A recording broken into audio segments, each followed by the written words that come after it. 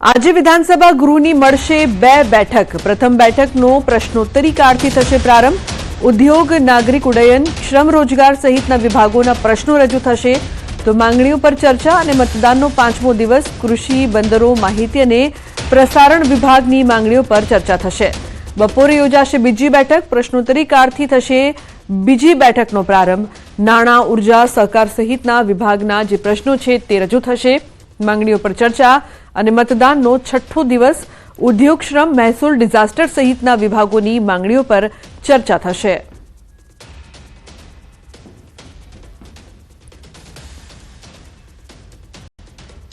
સમાચારમાં આગળ વાત કરીશું સુધરવા માટે 100 કલાક।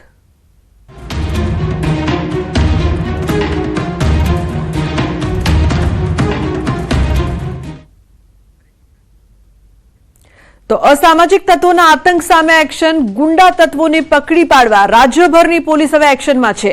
અસામાજિક તત્વોને ડીજીપીનું 100 કલાકનું અલ્ટિમેટમ। ગૃહરાજ્યમંત્રી સંઘવીએ અધિકારીઓ સાથે ચર્ચા કરી છે। ડીજીપી, તમામ સીપી, તમામ એસપી સાથે બેઠક કરી છે। પોલીસના 100 કલાકના એક્શન પ્લાન હવે અમલમાં। ફૂડ પેટ્રોલિંગ, વાહન ચેકિંગ વધુ સખત બનાવાશે। શસ્ત્ર પ્રોજેક્ટને વધુ વિસ્તારોમાં લાગુ કરવામાં આવશે।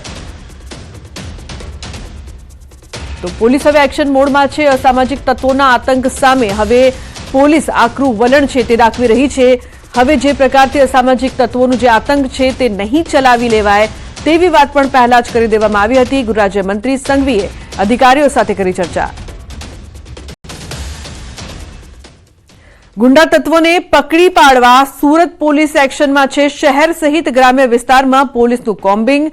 ચોક બજાર પોલીસે કર્યું સર્ચ ઓપરેશન। ઓલપાડ તાલુકાના કીમ વિસ્તારમાં કોમ્બિંગ કરવામાં આવ્યું છે। પરપ્રાંતીય લોકોની વસ્તીવાળા વિસ્તારમાં સઘન ચેકિંગ થઈ રહ્યું છે। ભૂતકાળમાં પકડાયેલા આરોપીઓની પણ તપાસ થશે। રાજ્ય પોલીસ વડાની સૂચના બાદ એક્શન। તો જે પ્રકારથી સુરતમાં પણ અસામાજિક તત્વોનો આતંક છે તે સામે પોલીસની લાલ આંખ।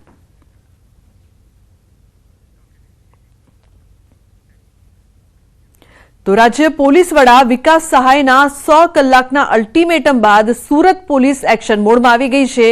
અસામાજિક તત્વો સામે સુરત પોલીસે પણ હવે લાલ આંખ કરી છે। સુરત પોલીસે અસામાજિક તત્વોનું 1200 થી 1300 જેટલા ક્રિમિનલોનું લિસ્ટ તૈયાર કર્યું છે, જેમાં 300 થી 400 હાર્ડકોર ક્રિમિનલનો સમાવેશ થાય છે। આ પૈકી 20 થી 25 જેટલા ગુસ્સેટોકના આરોપી તેમજ અસામાજિક તત્વોને ક્રાઇમ બ્રાન્ચ પોલીસે કાયદાનું ભાન કરાવ્યું છે।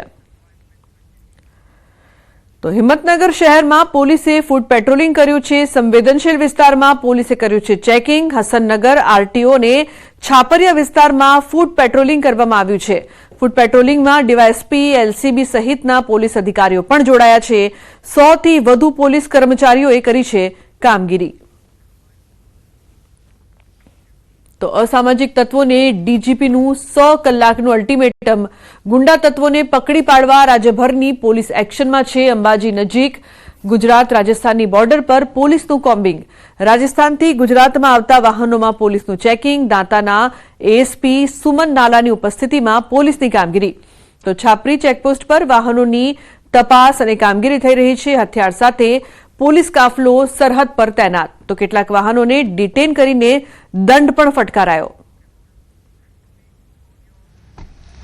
100 कलाक के अंदर हम लोग एक लिस्ट भी बना रहे हैं और उनके खिलाफ कड़क से कड़क कार्रवाई भी कर रहे हैं। उसी के तहत हम लोग बॉर्डर पे भी स्ट्रिक्ट चेकिंग कर रहे हैं कि कोई भी ऐसे वाहन हैं जो कि अपने अगर उनके पास आरसी सर्टिफिकेट नहीं है या लाइसेंस के बिना ड्राइव कर रहे हैं या हमको सस्पिशियस लग रहे हैं या राजस्थान से कोई भी अगर प्रोहिबिशन का भी माल लेकर इधर लेके आ रहा है तो हम अपनी बॉर्डर्स पे बहुत स्ट्रिक्ट चेकिंग कर रहे हैं ताकि उनको बॉर्डर पे ही रोक दिया जाए। તો રાજ્યના પોલીસ વડાના આદેશ બાદ અમદાવાદ શહેર પોલીસ એક્શનમાં જોવા મળી છે। 100 કલાકમાં કુખ્યાત ગુનેગારોનું લિસ્ટ તૈયાર કરવા આદેશ આપ્યો છે।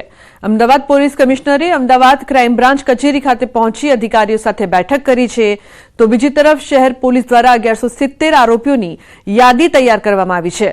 ગંભીર ગુનાના આરોપીને ડામવા માટે પોલીસ કમિશનર દ્વારા ગુજસીટોક હેઠળ ગુનો પણ નોંધાઈ શકે છે। લગભગ 550 જેટલા આરોપી શરીર સંબંધી અને 450 જેટલા બુટલેગરો છે।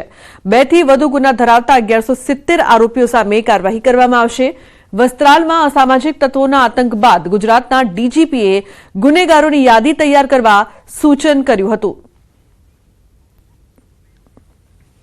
લોકો સાંજે ક્યાં બધા બેઠક હોય છે, ક્યાં કોણ કોણ એના સાથે સામેલ હોય છે, શું કરે છે, કોઈ ધંધામાં સામેલ છે યા ફક્ત ટપોરીગીરી કરે છે, આ તમામ માહિતી અમે ક્રાઇમ બ્રાન્ચ અને લોકલ પોલીસ અને જો સ્પેશિયલ બ્રાન્ચ છે આ બધા માહિતી એકત્રિત. તો જે પ્રકારથી વસ્ત્રાલમાં અસામાજિક તત્વોનો આતંક સામે આવ્યો હતો તે બાદ ગુજરાતના ડીજીપીએ ગુનેગારોની યાદી તૈયાર કરવા માટે સૂચન કર્યું છે અને હવે પોલીસ એક્શન મોડમાં છે. તમામનું સર્ચ ઓપરેશન થઈ રહ્યું છે. જે પણ ક્રિમિનલ્સ છે તેમની લિસ્ટ પણ જાહેર કરવામાં આવી રહી છે. જે પણ ગુનેગારો હશે તેમને છોડવામાં નહીં આવે અને હવે શહેરમાં શાંતિ દોડવાનો પ્રયાસ થશે તો પછી ખેર નથી. અત્યારે આપ જોઈ રહ્યા છો સુધરવા માટે ફક્ત 100 કલાક. બીજી તરફ સુરતમાં પણ પોલીસનું સઘન ચેકિંગ. પોલીસ એક્શન મોડમાં છે. દ્રશ્યો જોઈ રહ્યા છો સુરતથી, હિંમતનગરથી, અંબાજીથી, એટલે કે રાજ્યભરમાં જેટલા પણ અસામાજિક તત્વો છે, ગુંડાઓ છે, ટપોરીઓ છે, તેમની સામે કડકમાં કડક કાર્યવાહી કરવામાં આવશે. જે 100 કલાકનું અલ્ટિમેટમ આપવામાં આવ્યું છે તેના દ્રશ્યો આપ જોઈ રહ્યા છો કઈ રીતે પોલીસ છે તે એક્શન મોડમાં આવી ગઈ છે અને હવે રાજ્યમાં જે પણ પ્રકારની પ્રવૃત્તિઓ અસામાજિક તત્વો કરી રહ્યા છે તે નહીં ચલાવી લેવાય.